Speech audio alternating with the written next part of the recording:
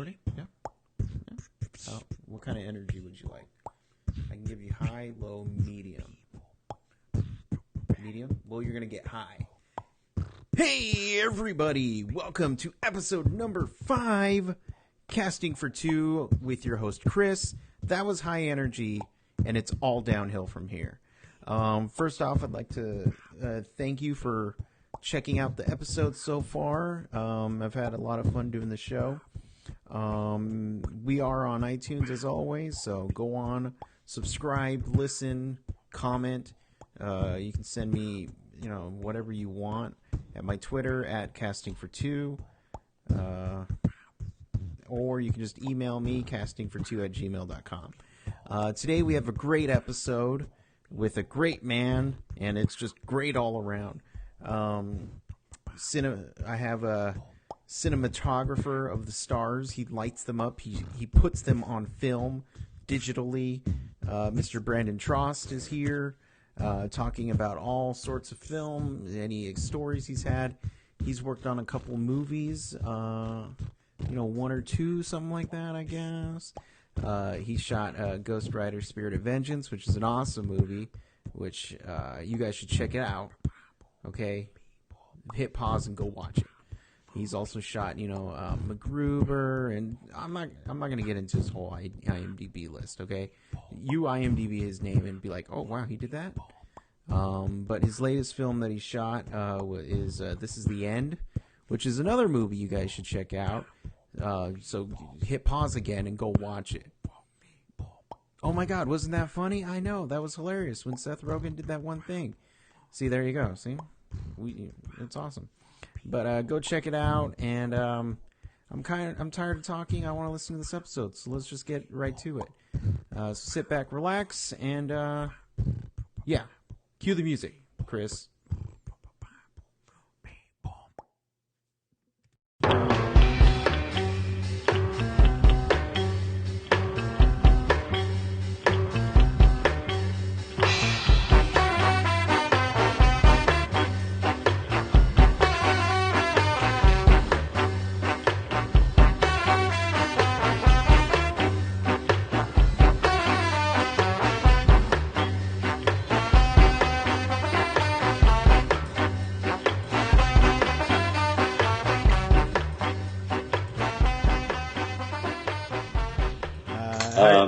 What's up? How's it going? Awkward, yeah. It's going all right. How about yourself? Good. Just, I don't know, what am I doing? Not much. I'm not working. No. So, I'm not working, but I'm actually getting married soon, and in just a few weeks, so I've just been wedding planning, which has been, all-encompassing. Yeah. Well, congratulations, first off. Thanks. But I'm very excited to chat with you about the movies you've done. I'm a huge movie fan. I went to film school. It's something that I'm interested in doing. But how did you first get your start in the whole industry? Was it something you were around when you were younger, or did you just fall into it by some miracle? I mean, it's been.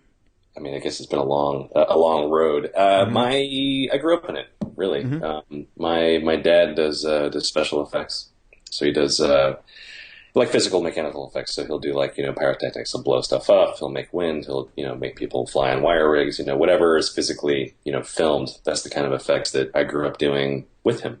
Mm-hmm. And his dad was a first AD, and we've got stunt people in the mix in the family as well. So there's a whole sort of mix of just filmmakers in my family. We're all, LA based, and we've all sort of worked out of here forever. But I don't know. I actually initially thought I was going to take over and do effects like my dad.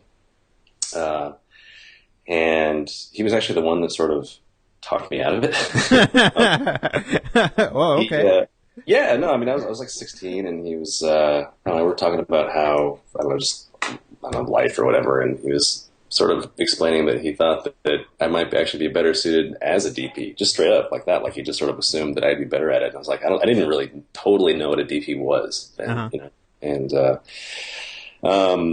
he was like, look, I do effects. It's great. It's been worked out for him, but it's like, it's been so hard and it's so competitive. And it's like, with the advancement of CGI, like that whole field has been, withering, not completely away, but it's smaller. So it's even more competitive and just harder to make a living in. And he was like, look, you can actually like, potentially have more creative control and do like this other job that I think might suit you better. You should at least check it out. And so I investigated it and started researching what it was. And I started to, I don't know, become interested in kind of more creative control when it came down to it. Because I realized that I just loved movies and everything movies as a kid because I grew up in it. It was my favorite thing. And, I went straight into film school out of high school, directly into it. I went to the LA Film School.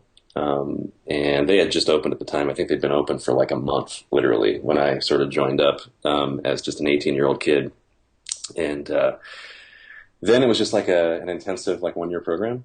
It was just almost like it was kind of like a trade school at the time. They've since become, accredited, and you can actually get a real degree from them. But when I went there, it was like a certificate-based program. But I didn't care. I just wanted to like get my hands on a camera and start making movies.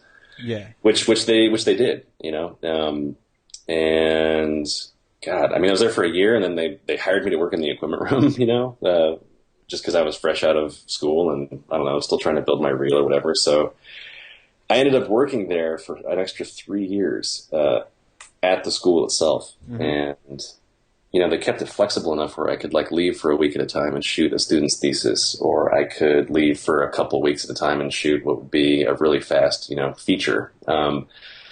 But what was awesome about that is it kept building my contacts, and I realized that just like networking in film school is almost more important than, being able to pull off your job. I mean, it's not. You got to know what you're doing, obviously, otherwise no one's going to call you to do what you're doing. But, I sort of scored 4 years for the price of one working for those guys like that. And it was because of those contacts I started getting like more and more features. So I started just somehow got into the indie feature world. A lot of them I shot were super shitty and kind of just, I don't know, low budget and crappy as they would be.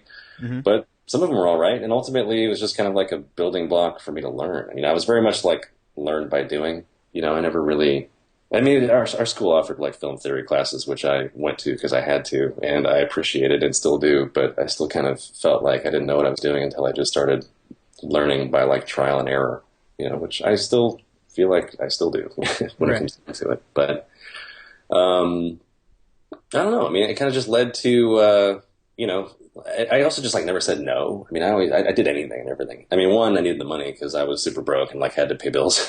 and two, it was like, I just wanted the experience doing whatever. And that's all that I did was shoot.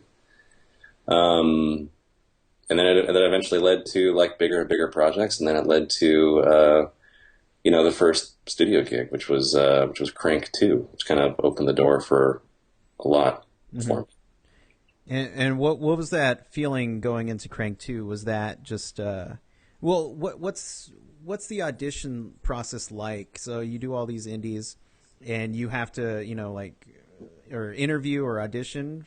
Not audition, but I mean, it is an interview, and an interview I think sometimes might as well be an audition. When it comes down to it, it was different in this case in that the dudes directing, Mark Neville Dean and Brian Taylor, are friends of mine. I actually went to film school with Brian, and then knew Mark at the same time. I was like around those guys when they first met each other. Oh, okay. We used to all work together and shoot shorts in film school, so we were always friends. So that was the fortunate part of the scenario.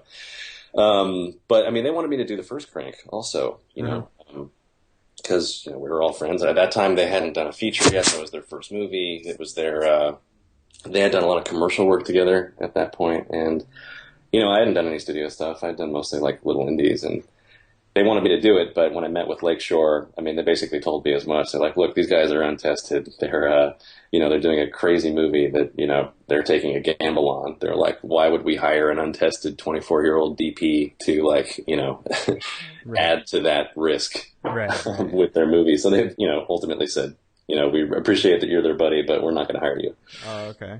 And then, so I don't know. I made my case, but didn't get the job, obviously. And I just kept shooting. But after that, Mark and Brian, Crank was a bit of a success for them, and then they went off and made Gamer, which was just a bigger budget movie for those guys. Even though Gamer actually came out after Crank 2, they had made it first. They shot it before Crank 2.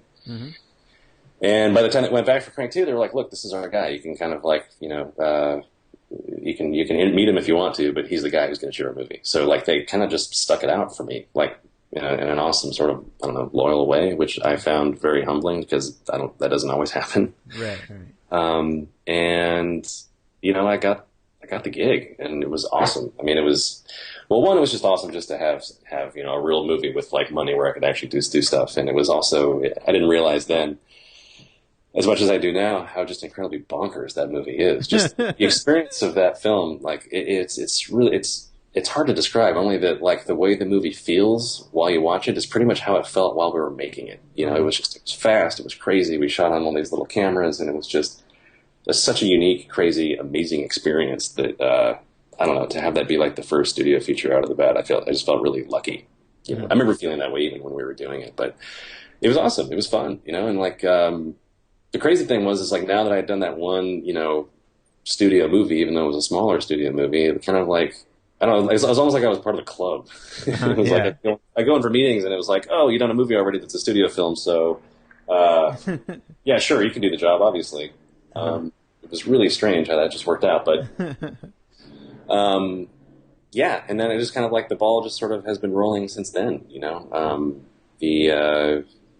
I don't know how. I just kind of like kept saying yes and getting in the rooms for. So I think some unique sort of genre awesome gigs were all sort of very different from each other, which I really was fortunate and happy to get. Because I just like making movies. It's not like I love one genre over the other. I mean, to be honest, I love action movies. I'm super happy and stoked to do that. But it's like I want to be able to do anything. I want to do horror. I want to do like dramas or thrillers or whatever. It's just like I like it all. So. It's nice to get a mix, Yeah, I don't know. Does that answer? No, yeah. I feel like I'm left. No, that's pretty cool. When you're working with a director like Mark Neville and Taylor, like I love their movies. I do think Ghost Rider is a very underrated movie. The second one, and the camera work on that is just phenomenal. How much of it was, obviously a lot of it's in their heads, but how much collaboration is there between, a DP and the actual filmmaker, the director? I mean, it really depends. It depends on the director. I've worked with people where, like when I work with Mark and Brian, it's very, it's super collaborative, and it's all like a lot of it feels like it's in the moment. With those guys, like we like to look 360 all the time. We like to be able to move anywhere we want. So I just kind of have that in mind when we prepare for it. So it's like, okay, I know that we have this much of an arena to shoot, so I'll just light that whole space and just hope it all looks good in different directions, and then we'll haul ass and do what we do because that's how these guys work. And we all operate. They both operate, and I would operate, and sometimes it would be just me, sometimes it would be just them. It just depends on like the scenario and the situation, or who has an idea for something and just wants to do it. It's really unique in that way with how they work and how we work together. But it is. It's always collaborative. When it comes down to it, it just depends on what that collaboration is. It's like I've worked with first-time directors too, where I'm leaned on more to sort of, just make sure the coverage and the structure of how we shoot it sort of works and tells the story correctly for the scene.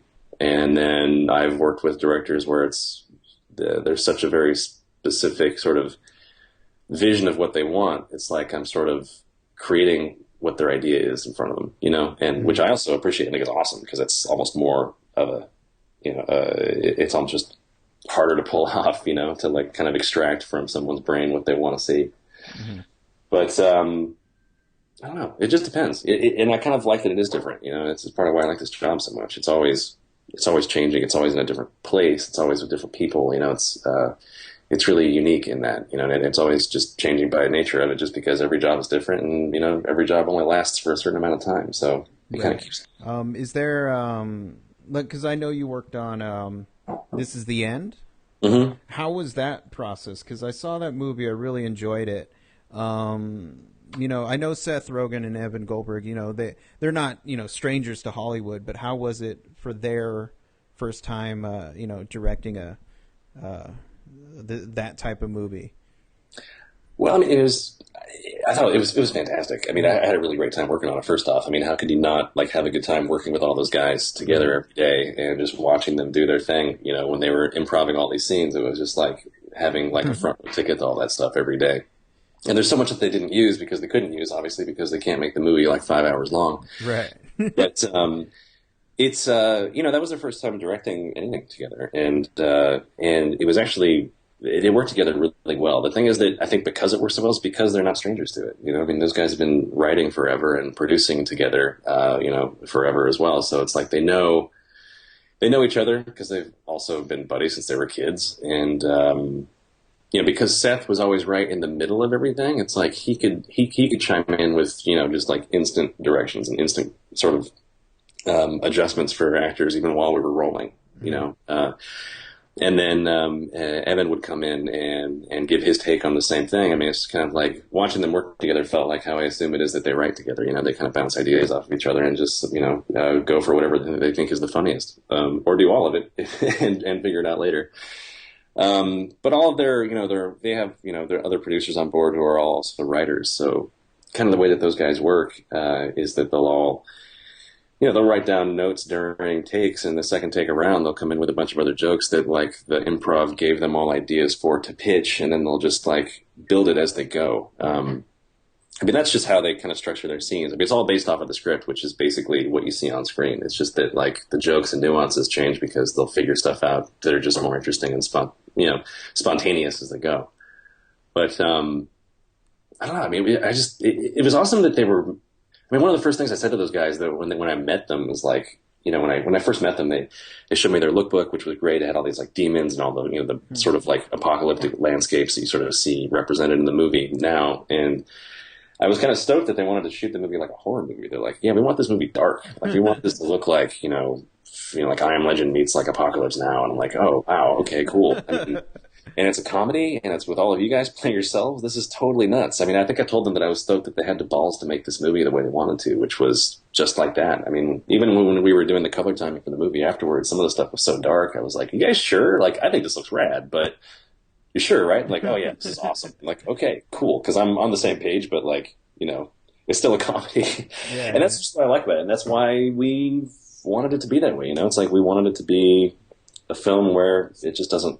We just don't think the comedies have to like look like a traditional bright, flat, boring-looking comedy to be funny. And I think that in the end, for that movie, what we wanted it to be was that the situation is totally silly and bonkers and weird, but we wanted to kind of root it in this like reality where it's like it kind of like made it weirdly serious at the same time, just to kind of like make the stakes feel elevated, even though they were always so actory. It just seemed like they were consistently safe. It was very bizarre. It was a fun experience. It was also difficult too, just because we're in the same space the whole movie. I mean, 90% of the movie is in one set, that was shot in New Orleans, and it had to be LA. The whole movie takes place in Los Angeles, and the whole movie was shot in New Orleans. So we had to like make it, we had to cheat a bunch of stuff to make it work. There was a lot of digital extensions on streets to make it look like it was LA when we were outside and stuff like that. But I don't know. I think it worked out. It was just fun. It was a fun process. Mm-hmm. Again, just a total unique movie to be a part of. It's like I feel lucky to be in the mix with those guys. And I've already since worked with them on another movie called Townies, or at least it's called Townies now. It's not out yet. It won't be out until next summer. But also super fun. Different director, which was Nick Stoller, guy that did like Forgetting Sarah Marshall and Get Him to the Greek, and. So it was a very similar experience with how they do deal with their improv and stuff. So I'm kind of getting the hang of working with those guys and shooting multiple cameras to pick that all up, which is fun. And I think I'm going to work with Seth and Evan again on their next movie here at the end of the year. So, okay, like their espionage or spy movie. Oh, okay. Do you have an experience? I'm going to ask you the best and worst. What was your worst or best experience? On set where everything just kind of either fell together or you were getting some shots that you didn't expect, something like that? I mean, it's hard because there's a few that I really, really like, but they're all so different from each other. But I will say that visually, for me, it might be The Lords of Salem. Mm-hmm. It's a movie I did with Rob Zombie that came out earlier this year. And, it was a really small movie.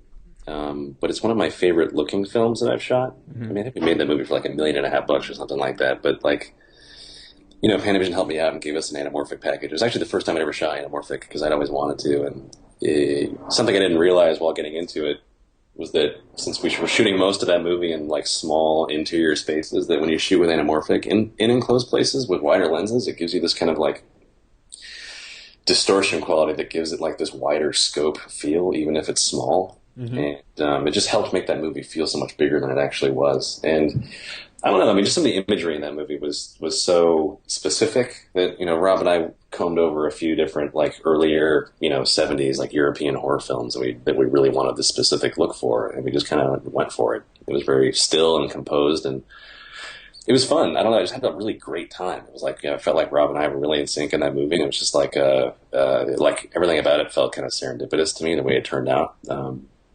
And I was really proud of it. But I would say the same thing for MacGruber, to be honest. Like, you know, that's a movie that we made to model after every one of my favorite movies growing up as a kid. You know, it's that movie's like, you know, the movie's like Die Hard. It's like every like, you know, Bruckheimer Simpson movie from the 80s. It's like, it's all that has a very specific, just like 80s action look for that film. And we just wanted it to feel like we wanted the look to be as much a part of the joke for that movie as just the comedy of the film. With how serious we were taking it. And again, that was something else that just kind of felt like serendipitous. I don't know, like everything just kind of fell into place and just was fantastic. I had a great time working with Yorma. We were in New Mexico, in Albuquerque, and I don't know, I had a good time there. It was fun. I mean, also Craig too. It's like those, like, I feel like those three movies visually for me, like really, I don't know, it just fell into place in this way that maybe I didn't expect at the beginning. So I was both surprised, but also proud of how well it all stitched together in the end. You know, I don't know. That sounds like a wandering answer to your question, but no, it's great. It answers my question. That's awesome. Yeah, three different kinds of movies, I guess, but I like them all. Yeah. And what about your worst? You don't put it on your resume. Oh man, or your demo reel. They'd have to be older movies now. There's no way to like not get anything on your resume these days if it's a movie just with IMDb. Right, yes. Once it's there, man, you're stuck with it. I'm actually gonna pull up a list and see if there's anything that like sparks an idea of like. There was a movie that I actually quit years and years ago. I mean, it was like the third feature that I shot, and man, this movie almost like broke me and broke my spirit just as a filmmaker. I was like, I don't know, I was like 21 years old, and it was this unofficial remake of Last House on the Left called Chaos. Man, it was, and it was originally called like House in the Middle of Nowhere, I think. And then people started giving them flack for just ripping it off directly. And so they changed that name, but it was still just as much of a rip-off of that movie. But this movie's super grindhousey. And it was before I even really was aware of what kind of grindhouse was, I think. And it wasn't doing it for kitsch. It just kind of was. But it's just like the content of the movie's horrible. I mean, it's like, you know, it's these guys kidnap these girls in the woods and basically just rape and kill them all. And it's just like horrible. And like the bad guys win in this horrible way. And it's like, I don't know. And the guys behind the film, like the producer was just, it was just a bad scene. And like eventually we all thought we weren't going to get paid on the movies because people weren't getting paid. Like, you know, caterers weren't giving us our food at lunchtime because they were waiting for checks from production. Like it was just super low budge, and it was all nights, and I hated it. I kind of almost didn't want to shoot another. Like I didn't shoot anything after that for months just because I like needed to like recuperate from it. I remember thinking, God damn it, is this what I really want to do with my life? For real, after that moment, like that movie, when I said it almost broke me, it really did. It was hard. And then, you know, I ended up like, you know, standing my ground on wanting to get paid, you know, before showing up for the last day. And they said no. So I said no and just didn't show up. And they basically fired like 80% of the crew, and then they shot like a 20-hour day, one last day with none of the original like crew members to finish it off. I don't know. I mean, the movie shows it's horrible, but yeah. So that was bad. Yeah. And I've had some other stuff like that too. I mean, that was just the worst, though, man. It was just a bad vibe all the way around. Kind of shows in the movie if you watch it, but yeah. So that's about as bad as it could get. And unfortunately, I got another movie after that. There was actually a really good experience called Lightning Bug. It was like a indie movie I shot with a friend of mine named Rob Hall in Alabama. And that was just like all around fun indie experience. Just going to a random dry county in Alabama and just like shooting a movie with a bunch of friends. It was really cool, and it definitely like restored faith in like wanting to make movies. That's for sure. Well, good, good. And I'm glad you brought up IMDb because I wanted to talk to you about two specific projects that had an impact on my life. Sure. One of them is Mighty Morphin Power Rangers. Yes. You worked on that? Well, I mean, as much work as you can do as like a little kid helping his dad, like on the truck, like in an assistant kind of way on set. I mean, I was like 11 years old. I think in a lot of those effects credits that are on my page, I think I added like when I was like first in film school because I was like, I need credits because it looks like I've done something, and so I'm like thinking of every movie I worked on with my dad as a kid, where I actually physically helped, not ones where I just like visited and ate craft service, but like. And so that was one because they actually would give me jobs and assignments. Like I'd help them like rig stuff and do that. And I remember like, man, there's photos of me inside the actual like costumes of like, Goldar and like the blue bad guy and like some of the Power Rangers. Because when I was working on it with my dad, it hadn't even aired yet. I didn't even know what it was. And I was on it for what seemed like a couple months, but I'm sure it was only like a week, a few days or something. But it was awesome, and then it came out, and I thought it was rad when it came out, and like for a while there, I remember thinking, oh, it's just a silly kid show, but then like I don't know, I got older, and I was like, man, that was awesome. Mighty Morphin Power Rangers, but that was part of like again, that's part of why I just liked movies so much, it's just because I was exposed to the whole behind the scenes thing so early that I've never not known that, and I've never wanted anything else job wise, and that went on to a bunch of other things, but I mean, the big one for me when I was a kid was when my dad got Mortal Kombat. I was going to talk to you about Mortal Kombat. Yeah, I freaked out about that. At that time, I was like 12, and Mortal Kombat was already like my favorite game of all time. Like that was right when that came out. Was when like it had just hit, and there was like game with blood, and you can rip people's fucking heads off and stuff. It was awesome. And I remember when my dad got the job, and I was like just bragging to kids at school that my dad got Mortal Kombat. And I remember like going to the set and seeing all the caves that they built and meeting Goro, like, which was just big, hulking, massive animatronics. And like, it was so awesome. Crazy thing is I had much more of a relationship to Mortal Kombat 2 than Mortal Kombat just because I was on set more for that one. But even still, I was a fan. I have this theory that you can take the theme to Mortal Kombat and put it anywhere in any film, in any situation, and it'll still work. Oh man, it's awesome! Like one of my favorite moments in a movie theater in my life was my dad actually brought us to the premiere for Mortal Kombat. It was like at one of those big theaters in Westwood. I think it was like the Fox or something. And like when the New Line symbol comes up, and then like the fire blows through the eye of the dragon symbol, and it goes Mortal Kombat, and it kicks in. Like I remember like having goosebumps as a kid and thinking that was just the most badass thing in the world. Yeah, I mean you're right. I agree. No. What type of movies besides Mortal Kombat did you have like an effect on you, as far as like I like this for inspiration? You mean movies just in general? Yeah. They don't have to be ones you worked on or your dad worked on. You worked on just like your favorite movie list. I mean, my favorite movie of all time is Conan the Barbarian, the first one with Arnold Schwarzenegger. That is just my favorite movie. I love it. I mean, it's not. I realize it's not the best movie of all time. Like I wouldn't say it's like the most cinematic like advancement in all of movie culture. But like, I just love it, and I always have since I was a kid. It's like I love that movie. Mortal Kombat's a favorite movie of mine. The Warriors is another favorite movie of mine. First Blood, Total Recall, RoboCop. I mean, these are all like. I'm sure there's other things that I can't think of right now, but these are all like heavy, these were just my movies as a kid, Terminator 2, Die Hard, I mean, that was me, those were all the films that I loved and loved to watch. You were kind of like an action-y kid then? Yeah, I think I was, I loved it. It's like, but there's a very specific, there was a very specific tone to that action too that I don't feel like you feel very often anymore. And yeah, it's honestly, Honestly, Pacific Rim was the closest thing I've seen to it, and I thought that was fantastic. Like when that movie was done, I couldn't like my face hurt from smiling. I loved it. It just felt like Independence Day 2, you know, in terms of like just the tone and just how perfectly cheesy it was. Um, but I mean, God, movies for like inspiration. I mean, in terms, and that was why like doing MacGruber was so fantastic because like we didn't even have to pull up visual representation of what we were trying to copy. I just would like, oh, you mean the love scene in Top Gun, right? Yeah, okay, cool. And we would just do it. It's just like, oh man, this scene doesn't have this, like, this scene's boring. Well, let's just put a light in the middle of the frame and add smoke. It'll be perfect. Yeah, I mean, I don't know. I'm rambling, but,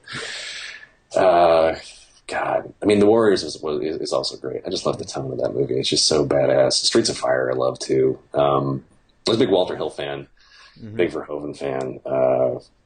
James Cameron, I sort of love his movies forever. Aliens is massive. Yeah, I'm sure there's something I'm forgetting that I'm would obviously say any other time, but can't think of right now. Yeah, that's all good. Were there any movies you really wanted to do? Because they're remaking a majority of our movies from our childhood. Was there one that you're like, oh, I need to try to get on that? I don't know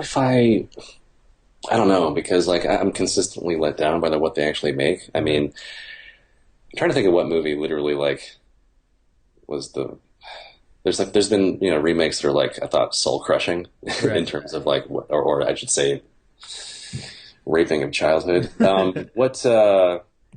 don't know. I mean, the Total Recall, the new one, I think was, I don't know, just useless. Mm-hmm. Like, I just didn't really see what the point was. Right.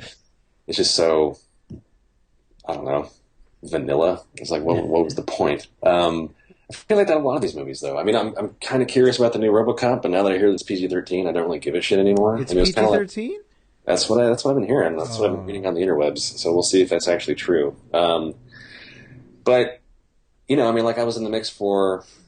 Well, I probably can't talk about that. Anyway, all right. I won't talk about that. I'll cut that out. No worries. I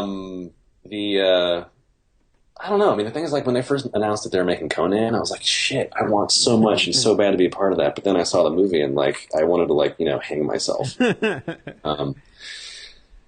now they're talking about doing the new one with Arnold, and that sounds like the coolest thing in the world. Like I would probably kill to shoot a movie not only with Arnold Schwarzenegger but have it be Conan. Holy shit, that's fantastic! Like I don't even care if it sucks. I want to be there. Where like I would be. That's definitely my speed. Yeah.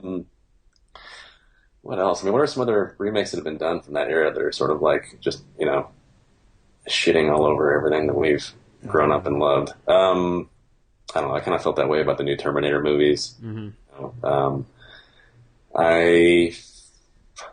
I don't know. I mean, I guess it's any of them. But then again, it's like we're also saying that because we're just older and like the stuff we grew up with that novelty value. It's like I wonder if like kids are watching this now and they're thinking that it's awesome and we'll be whining about the same shit 20 years from now. Well, maybe. Yeah. Well, that makes sense because I was I saw the new Superman movie, Man of Steel, mm-hmm. and a lot of the reviewers hated the movie, but I was trying to think why, and I think because a lot of them were comparing it to the original Christopher Reeves movie, which is completely fine because that's the Superman they grew up with. Yeah. Versus, like my nephew who's, going to be, 2 years old. This is going to be the Superman of his generation that he's going to remember. Yeah. So, I mean, I guess nostalgic. I mean, it does play I feel like a key. The problem with Superman is that it's just a nostalgic character to start with. Mm-hmm. I mean, it was nostalgic in the 80s when Christopher Reeves did it already, just based on, like all the, Max Fleischer cartoons in the 30s. It's like he's sort of, I mean, I could go into it. I wasn't a huge fan of the new one. I love the action. I think technically it's marvelous. I think Zack Snyder is a really good action director. Mm-hmm. But, honestly, the Superman I grew up with was Superman the Animated Series. Mm-hmm. I grew up with the other ones, but that was the one I always loved. I thought the tone of that was always perfect. Just like I always thought Batman the Animated Series was like the perfect tone of Batman. I loved it. I loved those. I thought they were awesome.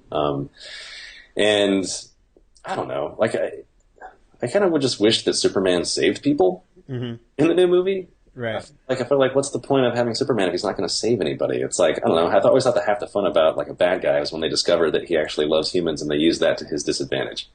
And if you don't actually see any humans in the process of being saved, but you see just a bunch of buildings destroying, assuming everyone's dying, it was kind of gnarly, I thought. It just didn't really give Superman, I don't know, the credit he deserves to actually like love humans. I didn't even think they gave a reason for Superman to love humans. They basically treat him like shit the whole movie, and like no one ever like, you know, shows him why he should actually care. I just thought it was strange. I thought there were a couple things that could have been handled differently and still been a very similar, if not the same movie with the same cast and been okay. But there was points personally. I mean, I'm probably just falling into the same thing that we're talking about. I have a certain nostalgia for Superman that I think wasn't represented. I don't mind that they made their own movie. That's fine. But it's like, I don't know. I just think that not having Superman save anybody right.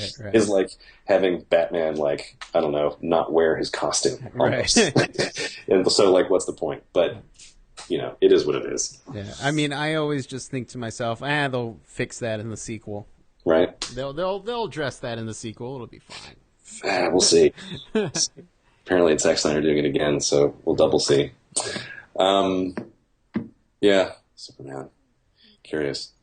I'm trying to think of what else is coming out. Like, I don't know. Pacific Rim's like my favorite thing I've seen in a while. I don't know why. Do you? Well, since I know a lot of people that are in the film industry and they don't, you know, see a lot of movies. Are you the type of person to actually go out like, oh, I want to see this movie. Let's go to the theater. Come on. Let's get our popcorn. Yeah. I go all the time. And also, I love giant blockbuster movies, so I tend to try to see all of them if I can. You know, like, I still went and saw Lone Ranger opening weekend. I wanted to go see it. Mm-hmm.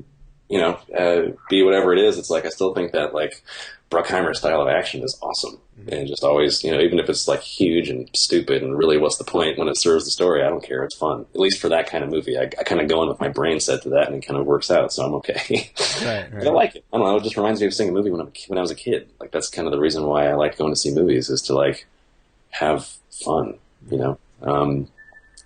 Not to say that Lone Ranger is the best movie in the world, but, like, I feel like there were moments that were actually pretty awesome in that movie. Yeah. But I do, you know, I try to see as many as I can. I mean, definitely there are times like when I'm working where I miss stuff because I'm just busy and can't go, but I make a conscious effort to go see as much as I can, you know. I mean, I'm actually bummed out because I missed, like, I haven't seen Fast 6. Mm-hmm. I can't believe I haven't seen that. Like, that's crazy to me that I didn't see that movie. I just, like, was busy when it came out and all my friends went, so I just never had a chance to go see it. Mm-hmm. Trying to think of other big movies I've missed, but, like, I don't know. I do. I love it. I love going to movies, so I feel like you kind of have to. I don't know. Right, yeah.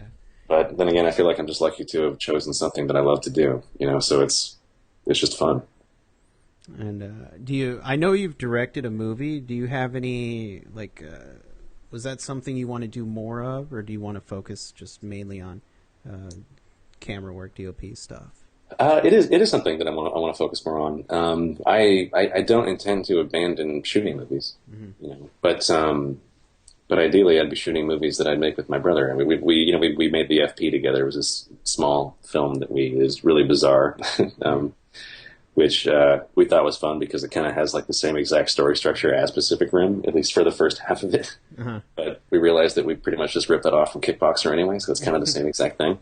But yeah, I mean, the two of us are, you know, consistently trying to get something else going, but it's like we've also done enough indie films that we don't just want to make another indie movie. We'd rather make a movie with some money because that's what we want to do. We like making, you know, movies that come out in theaters and have some kind of, like, you know, wide release appeal. That's just what we like doing. Mm-hmm. And so we're working toward that. It's just a slow process. You know, it's really hard to get a movie made. It's even hard for people who are established filmmakers to get a movie made. It's crazy. Yeah. So it's sort of a slow process to get that going. We've got a couple things in the works right now, which may happen. But, you know, and until we can actually get something to catch, I'm not going to, you know, stop working either. Mm-hmm. But, cause I love shooting. I love it. It's, you know, it's like a dream job for me. Yeah. And, so, unfortunately, I've really enjoyed talking with you. You're very insightful, and for a person who's out of the, like, not in the industry, it's cool to hear a lot of this stuff. Sure. For the people at home, where could they reach you? Like, if they wanted to talk to you or reach out, hey, maybe you might get a job out of this. You might get, you know, Man of Steel versus Batman out of this. Who Oh knows? yeah, right. Well, I mean, the thing is, like, if anyone wanted to reach out to me just directly for work, I mean, typically just going through my agent, you can go through, which is Montana Artists, and it's all listed on IMDb. If anybody wants to do that, but people can also reach out to me through Twitter if they want, or throw like a Facebook message or something. Like I get messages like that all the time, and I'm not opposed to getting them. I mean, that's how I got in touch with you. Yeah. So. Which, again, I'm very grateful because I remember seeing the behind the scenes for Ghost Rider, and I'm just like, you know what? I like this guy. I still have to watch the behind the scenes for that. I haven't watched it yet. But at this point, watching it now is going to be like watching like a photo album. It's going to be crazy. Mm-hmm. That was a very cold winter spent in Romania. It was freezing. But yeah, so I mean, I wanted to, like, I'm a fan of podcasting, but I do like to keep it kind of short and tight. Sure. But I had a great time talking to you. When you're free up again, I'd like to talk to you again about more projects. Yeah, man, let me know. I'm if I'm around, I don't mind doing this at all. So awesome, sounds good. But thank you for taking time out of your wedding planning to help me out. Thanks. So, but yeah, great talking to you, and talk to you some other time. Cool. Thanks. Likewise. We'll do. All right. You have a good one. All right. You too. Talk to you soon. All right. Bye-bye. Bye.